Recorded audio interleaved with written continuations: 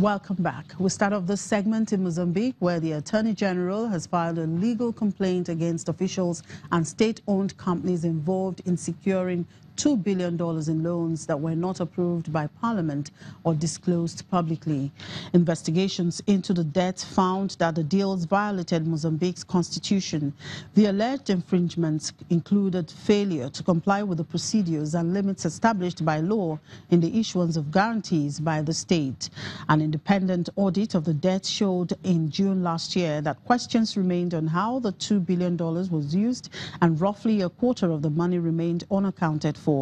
The Attorney General also recommended, among other issues, a review of legislation related to state businesses and scrutiny and monitoring of projects benefiting from state guarantees.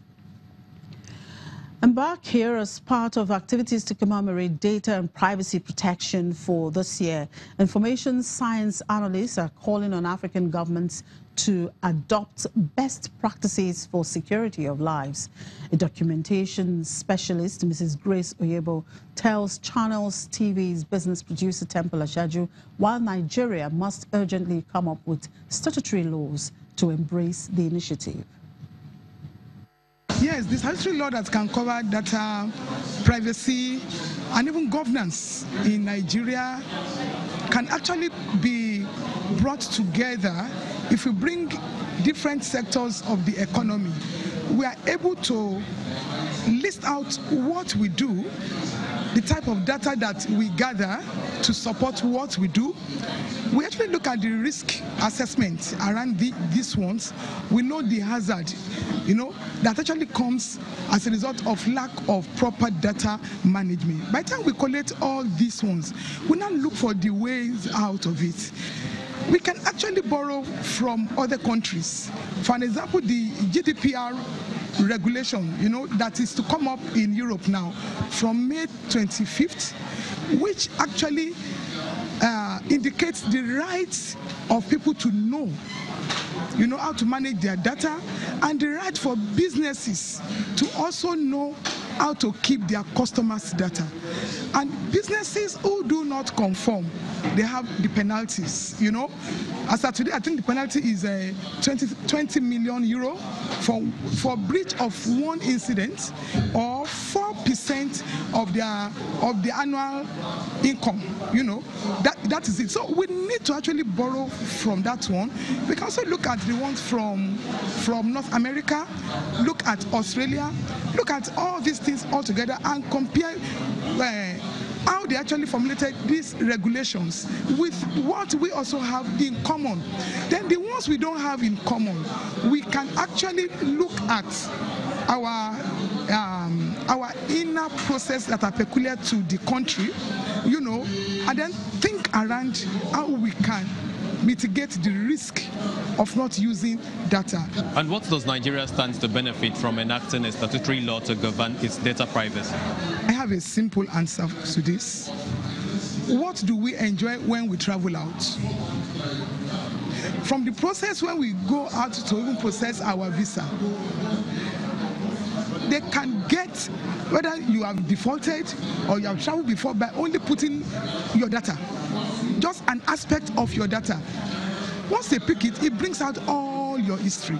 So what do we stand to gain? We stand to know everything that we have in the country.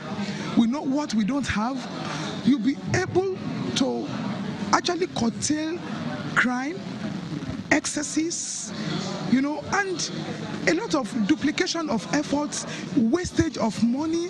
For an example, we have different registration.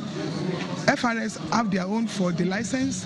The telecoms, they all have their own. The banks have their own. Even our health sector, they have their own. We don't need all these pockets, of data here and there. We need a central database, and this central database, only a metadata, just an aspect of the data, can bring out everything about you. So we stand to gain a lot. Risk management, we have to avoid a lot of risk. Efficiency in the way we carry out things. When people know that they can be caught, they will refrain from committing crime. You know, so people will do their work efficiently. Whatever you are doing, you know that something is checking you. Even if you run away, your data can capture you, just as we have abroad. Everything that people enjoy abroad is because they have a central database. How about cost savings? We don't need to waste money running after a lot of things, or even building up some things just in the name of you are investigating. You don't need all those ones. And the Moroccan kaftan is not just a fashionable item of clothing. It also contributes to the country's handicraft exports and employs thousands of workers. Officials say the garment brings in 32 million dirhams each year. That is nearly $3.5 million.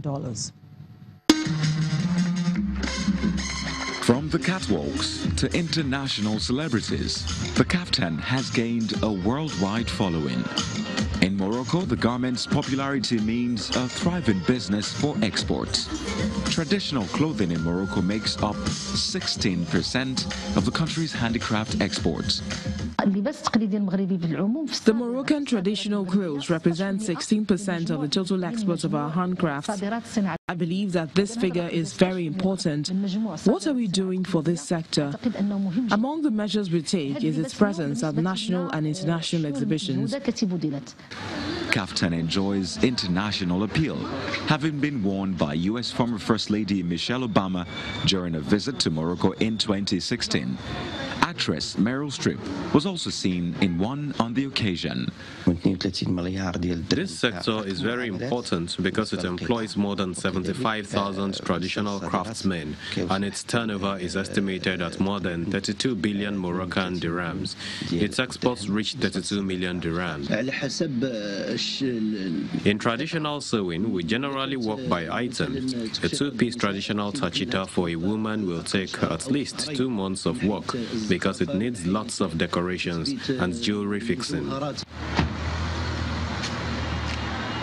Away from the glamour, thousands of workers make the garment with hands in old cities such as Fes, Rabat and Marrakech, taking up to 2 months to make one piece. And finally, Sudan's currency hit about 37.5 Sudanese dollar per dollar on black market trading on Tuesday, a roughly 10% fall from a week earlier when the central bank widened the band at which banks could trade their scarce supply of dollars. Sudan's currency has been weakening on the black market in recent weeks amid an acute currency shortage. The currency stood at around 28 SDG to the dollar on the black market at the start of January, when Sudan devalued its official rate to 18 SDG per dollar from 6.7 SDG. Businesses say they are largely unable to source their hard currency needs at this official price, however, amid a severe shortage in the formal banking system. And that's it on the program. Thank you very much for watching. I'm Chimeze Obi Iwago.